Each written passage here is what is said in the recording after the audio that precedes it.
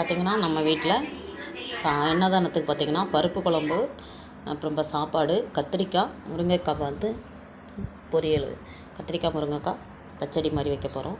இப்போ நான் வந்து ஒரு கிலோ கத்திரிக்காய் வாங்கியிருக்கிறேன். இப்போ பார்த்திங்கன்னா ஒரு 1/2 கிலோ தக்காளி, 1/2 கிலோ பெரிய வெங்காயம். இப்போ கத்திரிக்காய் முருங்கைக்காய்க்கு கூட்டுக்கு வந்து பார்த்திங்கன்னா ஆச்சி குழம்பு மிளகாய்த்தூள் வச்சுருக்கோம். அதுக்கப்புறம் நம்ம ஒரு ஸ்வீட் செய்வோம். அதுக்கு வந்து பால் பாயசத்துக்கு ஒரு பாக்கெட்டு நான் வந்து சேமியா வாங்கியிருக்கிறேன். ஜவ்வரிசி வீட்டில் இருக்குது. அவ்வளோதான் இன்றைக்கி. வாங்க அன்னதானம் செய்யும்போது பார்க்கலாம். இப்போ கத்திரிக்காய் முருங்கைக்காய் பச்சடி வச்சுக்கலாம். முருங்கைக்காய் பொரியல் பண்ணுறதுக்கு 1 கிலோ கத்திரிக்காய் நான் வந்து ஒரு 7 முருங்கைக்காய் வீட்டு முருங்கைக்காய் போட்டு கட் பண்ணி தண்ணியில் போட்டு வச்சுருக்கேன்.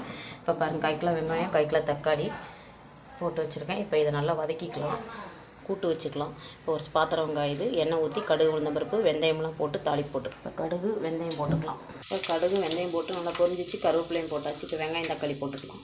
தக்காளி வெங்காயம் நல்லா வதங்கிடுச்சு. இப்போ போதும். இப்போ கத்திரிக்காய் முருங்கைக்காய் நல்லா வதங்கிட்டு இருக்கு. வதங்கினோடனே நம்ம பொடி போட்டுட்டு மசால் பொடி போட்டுட்டு அதுக்கப்புறம் புளி கரைச்சி ஊற்றி கொதிக்க உடனே கெட்டியானோடனே இறக்கிடலாம். இப்போ உப்பு மஞ்சள் தூளும் போட்டாச்சு. இப்போ நம்ம வீட்டில் அரைச்ச குழம்பு மிளகாத்தூள் போட்டுக்கலாம். சூப்பராக இருக்கும். வேணுங்கிறவங்க கமெண்ட் பண்ணி வாங்கிக்கோங்க.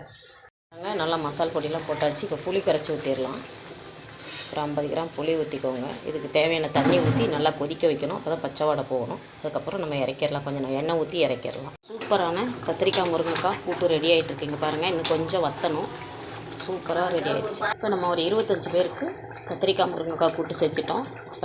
பச்சடி மாதிரி செஞ்சிட்டோம். வாங்க இப்போ இறக்கி வச்சுட்டு இதில் வந்து நம்ம வந்து பாயாசத்தை போட்டுடலாம். இப்போ பாயாசத்துக்கு இந்த பக்கம் தண்ணி கொதிச்சிட்ருக்குது, கொதிக்க போகுது. நம்ம இறக்கிக்கலாம். ஆனால் கத்திரிக்காய் முருங்கைக்காய் கூட்டு